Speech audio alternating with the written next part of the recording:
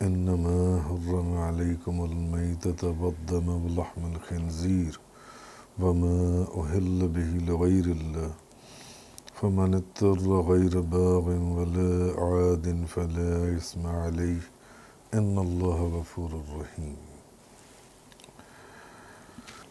کل تفسیر کا بیان تھا انما حرم علیکم المیتۃ والدم ولحم الخنزیر تک، اور آج بیان ہے وما اہل بہ لغیر اللہ، اور وہ جانور بلند کیا گیا ہو جس پر ذبح کے وقت غیر اللہ کا نام، وہ جانور جس پر ذبح کے وقت غیر اللہ کا نام لیا گیا ہو، غیر اللہ کا نام بلند کیا گیا ہو۔ اچھا، اب قرآن کریم میں یہ آیت جو ہے یہ 4 مرتبہ آئی ہے، 4 مرتبہ، اور ہر جگہ حضرت شاہ ولی اللہ محدث دہلوی نے بھی یہی ترجمہ کیا ہے کہ آپ نے جو وقت ذبح کے وقت کی جو قید ہے اس کو ملحوظ خاطر رکھا ہے کہ ذبح کے وقت جو نام لیا جاتا ہے اس کو آپ نے جن سے اس کی قید کو آپ نے ملحوظ خاطر رکھا۔ امام ابو بکر جصاص آپ فرماتے ہیں یعنی سب مسلمان اس بات پر متفق ہیں کہ اس سے مراد وہ ذبیحہ ہے جس پر ذبح کے وقت غیر اللہ کا نام لیا جائے، جس پر ذبح کے وقت غیر اللہ کا نام لیا جائے۔ آپ فرماتے ہیں تمام مسلمان اس بات پر متفق ہیں کہ اس سے مراد وہ ذبیحہ ہے جس کو ذبح کرتے وقت غیر اللہ کا نام لیا جائے تو وہ حرام ہے، جس پر ذبح کے وقت غیر اللہ کا نام لیا جائے۔ تمام بے شمار تفاسیر کے اندر ایسے ہی آیا ہے، مگر بعض لوگ ان چیزوں کو بھی حرام کہہ دیتے ہیں جن پر کسی ولی یا نبی کا نام لے دیا جائے، جس پر کسی ولی یا نبی کا نام لے دیا جائے، بھلے ذبح کے وقت اللہ کے نام سے ہی اس کو ذبح کیا جائے، بھلے ذبح کے وقت اس کو اللہ ہی کے نام سے ذبح کیا گیا ہے، مگر اس چیز کے اوپر چونکہ کسی نبی یا ولی کا نام لیا ہوا تھا، مثال کے طور پر ان کے ایصال ثواب کے لیے وہ چیز رکھی گئی تھی، تو حرام تو تب ہوگی جب ذبح کے وقت اگر اس اللہ کے نبی یا ولی کا نام لیا جائے، جبکہ ذبح کے وقت آپ کس کا نام لیتے ہیں؟ اللہ کا نام لیتے ہیں۔ تو خیر بعض لوگ ان چیزوں کو بھی، ان جانوروں کو بھی حرام کہہ دیتے ہیں جن پر کسی ولی یا نبی کا نام لے کر ان کو رکھا گیا تھا ان کی ایصال ثواب کے لیے، بھلے ذبح کے وقت اللہ ہی کے نام سے اس کو ذبح کیا جائے، کیونکہ اس طرح مشرکین کے مشرکانہ عمل سے تشبیہ ہو جاتی ہے، کیونکہ وہ بھی اپنے بتوں کے نام لے دیا کرتے تھے۔ بعض لوگ یہ کہتے ہیں کہ اس سے مشرکین کا جو مشرکانہ عمل تھا اس سے تشبیہ ہوتی ہے، اس لیے یہ حرام ہے، اس لیے یہ حرام ہے، کیونکہ وہ جب ان جانوروں کو ذبح کرتے تھے تو ان کے اوپر کن کا نام لیتے تھے؟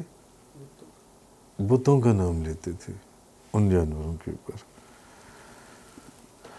لیکن ایک چیز جو غور طلب ہے وہ یہ کہ اگر انصاف کی نگاہوں سے دیکھا جائے تو مسلمانوں کے اس عمل کو مشرکین کے عمل سے کسی بھی صورت میں کوئی بھی مشابہت نہیں ہے، کوئی بھی مشابہت نہیں ہے کہ مسلمانوں کے اس عمل کو مشرکین کے اس عمل سے جوڑ دیا گیا کہ جی مشرکین بھی اپنے جانوروں کے اوپر کن کا نام لیتے تھے ذبح کے وقت؟ بتوں کا نام لیتے تھے، تو اس لیے اس سے اس کی مشابہت ہو جاتی ہے، اس لیے یہ حرام ہے۔ حالانکہ مسلمانوں کے اس عمل کو مشرکین کے اس عمل سے کسی بھی لحاظ سے کسی بھی صورت میں کوئی مشابہت ہے ہی نہیں، کوئی مشابہت نہیں ہے مسلمانوں کے اس عمل کو۔ اس کی وجہ کیا ہے کہ کفار جب ایسے جانوروں کو ذبح کرتے تھے تو ان پر اپنے بتوں کا نام لے کر ان کے گلے پر چھری پھیرتے تھے۔ کافر جب اس طرح ذبح کرتے تھے، جب ایسے جانوروں کو ذبح کرتے تھے تو ان کے گلے کے اوپر چھری پھیرتے وقت کن کا نام لیتے تھے؟ اپنے بتوں کا، جی، کہ ہم لات یا عزا کے نام جو ان کے بتوں کے نام تھے ان سے ذبح کرتے تھے۔ جبکہ مسلمان ذبح کرتے وقت جب جانور کے گلے پر چھری پھیرتا ہے تو کس کا نام لیتا ہے؟ اللہ کا نام لیتا ہے، یا اس اللہ کے ولی کا نام لیتا ہے جس کے لیے وہ جانور رکھا گیا تھا، یا اس نبی کا نام لیتا ہے جس کے لیے وہ جانور رکھا گیا تھا۔ ایسا ہے؟ ایسا نہیں ہے۔ مسلمان جب جانور کے گلے کے اوپر چھری پھیرتا ہے تو اس وقت وہ کس کا نام لیتا ہے؟ اللہ کا نام لیتا ہے۔ تو پھر کافروں کے اس فعل کو مسلمانوں کے اس فعل سے مشابہت کیسے ہو گئی؟ کیونکہ کافر جب جانوروں کے گلے کے اوپر چھری پھیرتے تھے تو اس وقت چھری پھیرتے وقت بتوں کا نام لیتے تھے، لیکن مسلمان جو ہے وہ جب جانور کے گلے کے اوپر ذبح کے وقت چھری پھیرتا ہے ذبح کرتے وقت تو وہ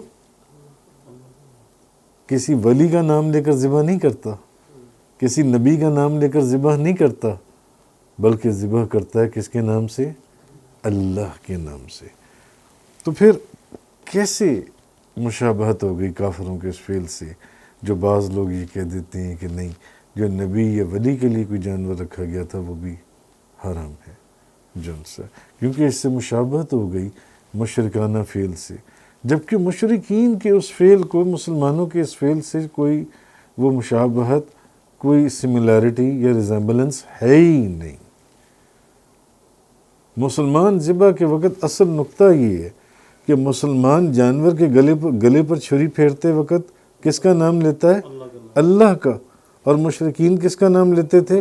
بتوں کا۔ مسلمان جانور کے گلے کے پر چھری پھیرتے وقت کسی نبی یا ولی کا نام نہیں لیتا، تو کیسے ان کے عمل سے مسلمانوں کے عمل کو مشابہت ہو گئی؟ اس لیے یہ خیال ہی جو ان سے وہ بالکل غلط ہے۔ تو پھر یہ کہ کافر ان جانوروں کو ذبح کرتے تو ان بتوں کی عبادت کی نیت سے ان کی جان تلف کرتے۔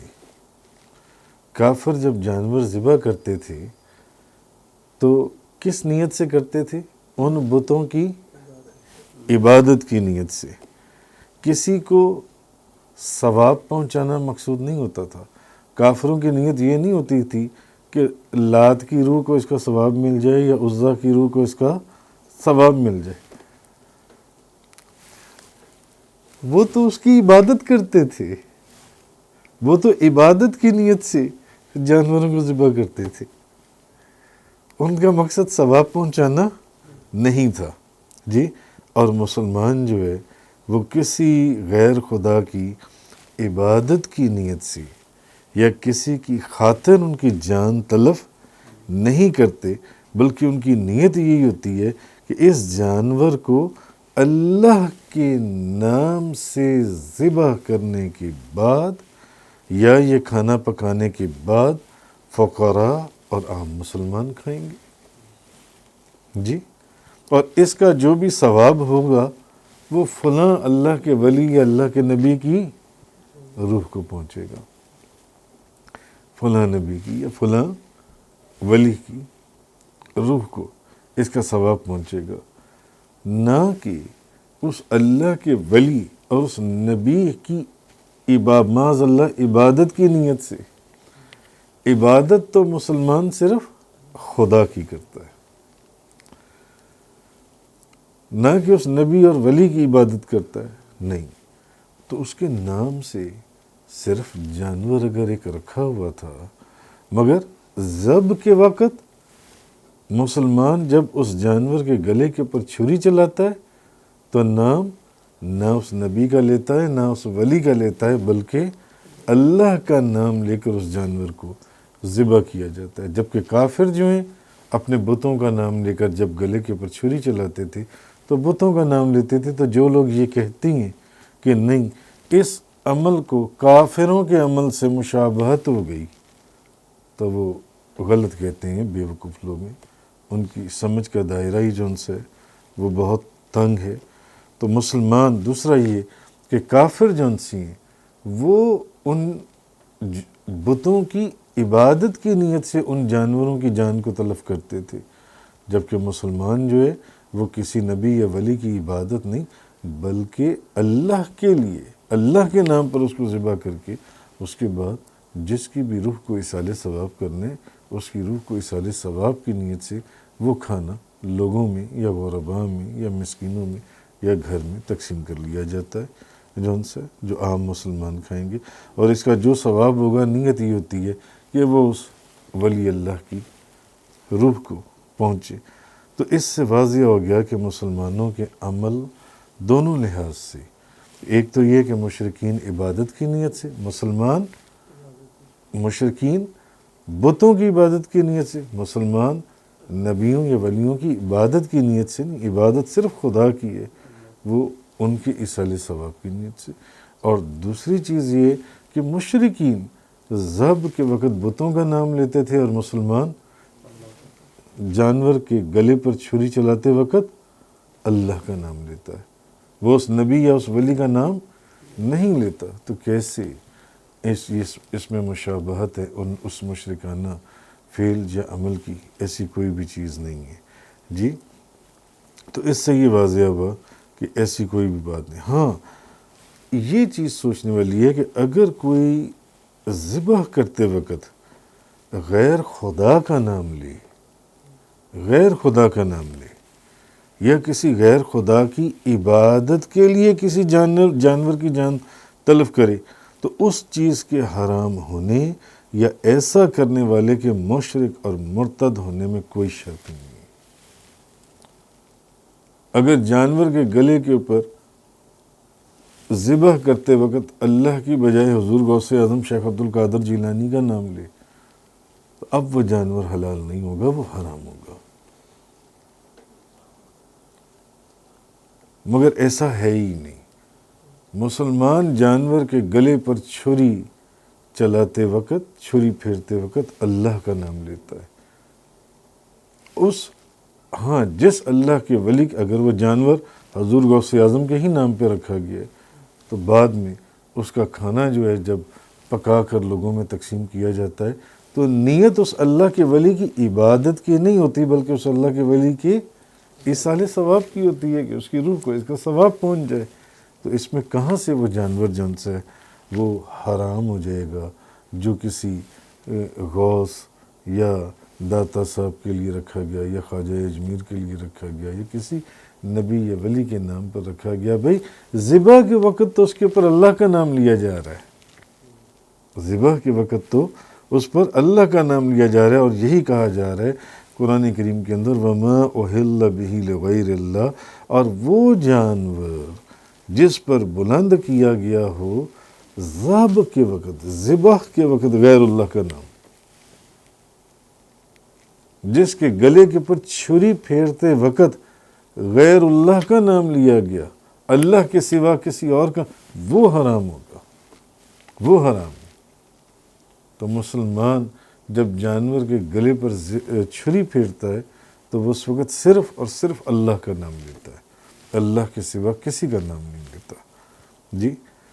تو اگر مقصد صرف ایصال ثواب ہو، جیسے ہر کلمہ گو کا مقصد ہوا کرتا ہے، ہر کلمہ پڑھنے والے کا یہ نیت ہوتی ہے، تو اس کو طرح طرح کی تعویلات کر کے اس کو حرام کرنا اور مسلمانوں پر شرک کے فتوے لگانے، یہ کسی عالم کو، کسی صاحب علم کو یہ زیب نہیں دیتا، یہ جو سی چیز ہے۔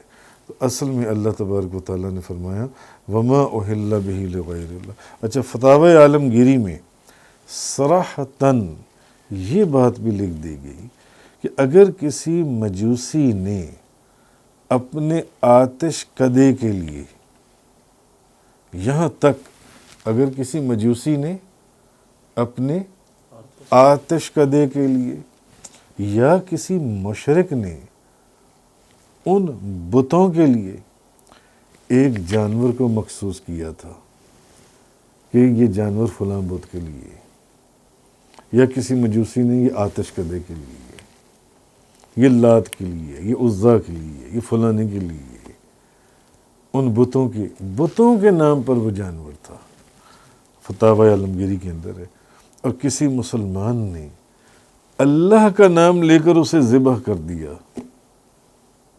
تو وہ جائز ہوگا کہ حرام ہوگا؟ وہ جائز ہے، وہ حلال ہے، اسے کھایا جائے گا، کیونکہ اس مسلمان نے اس کے گلے پر چھری پھیرتے وقت، اس کو ذبح کے وقت اللہ کے نام سے ذبح کیا ہے، حالانکہ وہ جانور انہوں نے جس کے لیے بھی رکھا گیا تھا۔ تو کہنے کا مقصد یہ ہے کہ وَمَا أُحِلَّ بِهِ لِغَيْرِ اللَّهِ، اور وہ جانور جس پر بلند کیا گیا ہو ذبح کے وقت غیر اللہ کا نام جن سے ہے، جی فَمَنِ اضْطُرَّ غَيْرَ بَاغٍ وَلَا عَادٍ فَلَا إِثْمَ عَلَيْهِ، لیکن جو مجبور ہو جائے، یہ بات کل بھی ہوئی تھی، اور حد سے بڑھنے والا نہ ہو، تو اس کے لیے بقدر ضرورت وہ یہ جو چار چیزوں کا ذکر ہوا، مردار، خون، خنزیر، اور وہ جس پر غیر اللہ کا نام لیا جائے ذبح کے وقت، یہ چار چیزیں حرام ہیں، مگر جو مجبور ہو جائے، جو بے بس ہو جائے، جس کا بیان کل تفسیر میں ہوا تھا، جو مجبور یا بے بس ہو جائے اور حالت عذر میں ہو، تو وہ جون سا مسلمان ہے۔ پھر ان چیزوں میں سے وہ خون ہے، مردار ہے، خنزیر ہے، یا جو جانور جس پر ذبح کے وقت اللہ کا نام نہیں، وہ کھا سکتا ہے، وہ اس کو یعنی اگر کوئی شخص مجبور ہو جائے اور اس کی زندگی خطرے میں پڑ جائے، جنگل میں گوشت اویلیبل نہیں ہے، پانی میسر نہیں ہے، اور مرنے کا وقت ہے، آخری سانسیں، اس کو کوئی اس طرح کی مردار چیز مل جائے، خنزیر کا گوشت نظر آ جائے، خون نظر آ جائے، ایسا مردار نظر آ جائے، تو مجبوری بے بسی کے وقت، ایسے وقت میں، مگر حد سے بڑھنے والا نہ ہو، یہ نہ ہو کہ اب اپنی خواہش کو پورا کرنے کے لیے اس کی 2 کلو کی ڈش بنا کر کھا جائے جن سے، بس اتنا صرف کھا لے کہ جس سے وہ زندہ رہ سکے، تو اتنے کی تو پھر بقدر ضرورت استعمال کر سکتا ہے۔ حدیث شریف میں ہے کہ نبی کریم صلی اللہ علیہ وسلم کی مقدس زمانہ مبارکہ میں آپ کے ایک غلام تھے حضرت سعد بن عبادہ رضی اللہ تعالیٰ عنہ، ان کی والدہ کا انتقال ہو گیا، حضور کے ایک صحابی حضرت سعد بن عبادہ، ان کی والدہ کا انتقال ہو گیا، انہوں نے حضور نبی کریم صلی اللہ علیہ وسلم کی خدمت میں عرض کیا، یا رسول اللہ، میری ماں ام سعد کا انتقال ہو گیا، اس کے لیے کون سا صدقہ افضل ہے؟ کوئی ایسا صدقہ بتائیے جو اس کے لیے افضل ہو، کون سا صدقہ افضل ہے؟ تو حضور نبی کریم صلی اللہ علیہ وسلم نے فرمایا پانی۔ تو حضرت سعد نے کنواں کھدوایا اور کہا یہ کنواں جو ہے یہ ام سعد کے لیے، حاذہ لام سعد، یہ کنواں جو ہے یہ ام سعد کے لیے، یہ میری ماں کے لیے۔ اس کنویں کے اوپر کس کا نام لکھ دیا؟ اپنی ماں کا نام لکھ دیا اس کنویں کے اوپر، جی۔ اللہ کا نام نہیں لکھا، اس کنویں کے اوپر اپنی ماں کا نام لکھ دیا کہ یہ میری ماں کے لیے یہ جو ان سا کنویں۔ جب نبی کریم صلی اللہ علیہ وسلم سے مشکات شریف کی حدیث انہوں نے پوچھا کہ کون سا ایسا صدقہ ہے جو میں کروں، تو حضور نے فرمایا پانی۔ جب انہوں نے سنا پانی تو انہوں نے ایک کنواں کھدوا دیا، کنواں کھدوا دیا۔ اچھا، اب اس حدیث سے ایک تو یہ معلوم ہوا کہ مرنے والے کے ایصال ثواب کے لیے اگر لوگوں کو پانی پلایا جائے تو وہ مرنے والے کے لیے بخشش اور ترقی درجات کا سبب بنے گا۔ اگر مرنے والے کی طرف سے لوگوں کو پانی پلایا جائے تو وہ مرنے والے کی بخشش اور مغفرت کا سبب بنے گا۔ یہ ایک بڑا زبردست صدقہ ہے۔ تو اب اگر کوئی حضرت امام حسین کے نام کی سبیل لگاتا ہے محرم شریف کے اندر، امام حسین کے نام، آپ دیکھتے ہیں محرم میں جگہ جگہ شربت کی، ٹھنڈے پانی کی سبیلیں لگی ہوتی ہیں حضرت امام حسین کی، تو یقیناً وہ ایک اچھا تحفہ ہے جو امام علی مقام امام حسین کی خدمت میں پیش کیا جاتا ہے، وہ ایک اچھا تحفہ ہے جی۔ اچھا، اب اس سے ایک مسئلہ یہ بھی معلوم ہوا کہ اگر حضرت سعد اس کنویں کے متعلق یہ فرمائیں کہ یہ ام سعد کا کنواں ہے، یعنی یہ ان کے ایصال ثواب کے لیے، یہ ان کے ایصال ثواب کے لیے، تو یہ جائز ہے، تو یہ جائز ہے۔ یعنی اگر حضرت سعد جو ہیں اس کنواں جو ہے اس کے ام سعد کا کنواں انہوں نے اس پر لکھوا دیں تو یعنی ان کے ایصال ثواب کے لیے، ان کی والدہ کے، تو یہ جائز ہے۔ اس کنویں کے اوپر انہوں نے اپنی ماں کا نام لکھوا دیا کہ یہ میری ماں کے لیے، تو یہ جائز ہے۔ تو اسی طرح جب ہم یہ کہتے ہیں کہ یہ نیاز حضور غوث اعظم کی ہے، یہ نیاز حضور غوث اعظم کی ہے، یہ کھانا حضور داتا صاحب سے آیا ہے، تو یعنی یہ ان کے ایصال ثواب کے لیے ہے۔ کیا وہ حرام ہو جاتا ہے؟ وہ حرام نہیں ہوتا، وہ جائز ہے، وہ حلال ہے، وہ پاک ہے۔ اچھا، اگر وہ حرام ہوگا، اگر وہ حرام ہو جائے گا، خدا نہ خواستہ اگر وہ حرام ہو جائے تو پھر ام سعد کے کنویں کے متعلق کیا کہیں گے جو خود نبی کریم صلی اللہ علیہ وسلم نے حضرت سعد کو کہا کہ پانی، پھر اس کا کیا کہیں گے جن سے؟ تو اگر کوئی شخص یہ کہے کہ یہ نیاز حضور غوث اعظم کی ہے، یہ سبیل حضرت امام حسین کی ہے، یہ لنگر حضور داتا گنج بخش کا ہے، تو اس سے ایسی کوئی بات بھی نہیں ہے، وہ کوئی حرام نہیں ہو جاتا، وہ حلال ہوتا ہے۔ کیونکہ حدیث میں کہ حضرت سعد بن عبادہ نے کنویں کے اوپر اپنی ماں کا نام لکھا اور ان کے ایصال ثواب کے لیے کنویں کو جاری کر دیا۔ اچھا، اب کچھ لوگ ختم شریف کے کھانے کو اس لیے بھی نفع بخش نہیں سمجھتے، وہ کہتے ہیں یہ نفع بخش اس لیے بھی نہیں ہے کہ اب یہ ان کی عقل کا قصور ہے، کہ وہ کہتے ہیں کہ یہ نفع بخش اس لیے بھی نہیں ہے کہ اس میں یہ جب کھانا پکاتے ہیں، آپ نے کھانا پکایا تو آپ نے رشتہ داروں کو بلایا، آپ کے رشتہ داروں نے وہ کھانا کھایا، آپ نے ہمسایوں کو بلایا، آپ کے ہمسایوں نے وہ کھانا کھایا۔ اچھا، آپ نے غرباء مساکین کو بھی بلایا، انہوں نے بھی کھانا کھایا۔ صاحب خانہ نے، آپ نے خود کھایا کہ نہیں کھایا؟ آپ نے خود بھی کھایا۔ تو وہ یہ کہتے ہیں کہ جی یہ کیا کھانا پکایا ایصال ثواب کے لیے، بجائے غریبوں اور مسکینوں کو کھلانے کے خود کھا گئے، اپنے رشتہ داروں کو کھلا دیا اور اپنے ہمسایوں کو کھلا دیا جون سا ہے جی، اس لیے یہ بھی جون سا جائز نہیں ہے، وہ یہ کہتے ہیں جی۔ اب اس کو بڑا آسان طریقہ ہے سمجھنے کا، وہ یہ کہ ایک شخص نے مسجد میں کنواں لگوایا اور نیت یہ کی کہ اس کا ثواب میرے والد کی روح کو پہنچے یا میری ماں کی روح کو پہنچے، جیسے حضرت سعد بن عبادہ نے اپنی ماں کے لیے کنواں کھدوایا اور اس پر اپنی ماں کا نام لکھ دیا۔ اب وہ کنواں مسجد کے اندر ہے اس نے وہ کنواں جن سا ایصال ثواب کے لیے اپنی ماں یا اپنے باپ کی نیت سے لگوایا، وہ کنواں کہاں پر ہے؟ مسجد کے اندر. فار ایگزامپل مسجد کے باہر بھی ہے، تب بھی آپ اس مثال کو لے سکتی ہیں، وہ مسجد کے اندر ہے جی. اچھا اب آپ یہ بتائیے کہ اس کنویں سے جس بندے نے وہ کنواں لگوایا، اس کنویں سے اس کے رشتہ دار وضو کرتے ہیں یا نہیں کرتی ہیں؟ ہمسائے وضو کرتی ہیں یا نہیں کرتی ہیں؟ یا جس نے وہ کنواں لگوایا وہ خود اس سے وضو کرتا ہے یا نہیں کرتا؟ خود پانی پیتا ہے یا نہیں پیتا؟ پھر یہ کیسے حرام ہو جائے گا، ناجائز ہو جائے گا؟ وہ خود بھی اس سے پانی پیتا ہے، اس کے رشتہ دار بھی پیتے ہیں، دوست احباب بھی پیتے ہیں. تو کیا کنواں لگوانے والا اگر خود اس کنویں سے پانی لے لے تو ثواب میں کوئی کمی آ جائے گی؟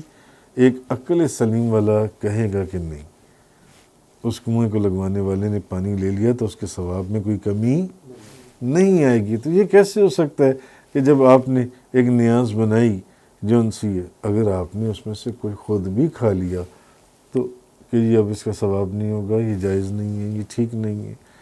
تو اسی طرح اگر ایصال ثواب کے لیے کھانا پکایا جائے اور اس میں سے غرباء کے اندر تقسیم کیا جائے، دوست احباب کو کھلایا جائے، تو اس سے اس مرنے والے کو پورا ثواب ملتا ہے. جو کنواں حضرت سعد بن عبادہ نے اپنی ماں کی ایصال ثواب کے لیے لگوایا تھا، کیا وہ خود اس میں سے پانی نہیں پیتے ہوں گے؟ کیا وہ خود اس میں سے وضو نہیں کرتے ہوں گے؟ کیا صرف دوسرے لوگ، غیر لوگ اس سے وضو کرتے ہوں گے اور پانی لیتے ہوں گے؟ وہ خود بھی کرتے ہوں گے. تو خود کرنے سے کیا وہ حرام ہو جائے گا یا وہ جائز نہیں رہے گا؟ ایسا نہیں ہے. تو حضرت سعد نے جو کنواں اپنی والدہ کے نام کا لگوایا، ظاہر بات ہے کہ اس سے غنی بھی پانی پیتے ہوں گے، فقیر بھی پیتے ہوں گے، مسکین بھی پیتے ہوں گے، اور خود حضرت سعد بھی پانی پیتے ہوں گے اور وضو وغیرہ کرتے ہوں گے. بہرحال کہنے کا مقصد یہ ہے کہ حدیث پاک سے یہ ثابت ہوا کہ مرنے والے کی طرف سے کسی کو پانی پلایا جائے تو اس کا نفع فوت شدہ کو بھی پہنچتا ہے. تو تسلیم کرنا پڑے گا کہ پانی کا ثواب پہنچتا ہے تو کھانے کا ثواب بھی پہنچتا ہوگا. ایسا نہیں ہے کہ پانی کا تو ثواب پہنچے اور کھانے کا ثواب نہ پہنچے. اور قرآن کی تلاوت، ذکر اذکار کا ثواب بھی مرنے والے کو پہنچتا ہوگا. تو اللہ تبارک و تعالی ہمیں حق سمجھنے اور اس پر عمل کرنے کی توفیق عطا فرمائے. یہ میں نے اس آیے مبارکہ کے ضمن میں جس کا بیان آج ہوا، اس کے ضمن میں نے ایک نقطہ بیان کر دیا، ورنہ اصل اس کا بیان وہی تھا جو شروع میں نے کیا کہ وما احل بہ لغیر اللہ. اور وہ جانور جس پر ذبح کے وقت اصل نقطہ یہ ہے کہ اس کے گردن کے اوپر چھری پھیرتے وقت نام کس کا لیا گیا؟ اللہ کا لیا گیا یا اس ولی اللہ کا لیا گیا یا غیر اللہ کا لیا گیا؟ بھلے وہ جانور کسی نبی کے نام پر، کسی ولی کے نام پر. فتاوی عالمگیری والوں نے تو کہا کہ کسی مجوسی نے آتش قدے کے نام پر، کسی مشرک نے اپنے بت کے نام کے اوپر وہ جانور رکھا تھا، اور کسی مسلمان نے اس پر اس کے گلے کے اوپر چھری پھیر دی اور اللہ کا نام لے کر اس کو ذبح کر دیا. اس کا کھانا جائز ہے، حلال ہے. تفسیر قرآن کا یہ لیکچر انگلش میں سننے کے لیے براہ کرم ڈسکرپشن میں موجود لنک پر کلک کریں.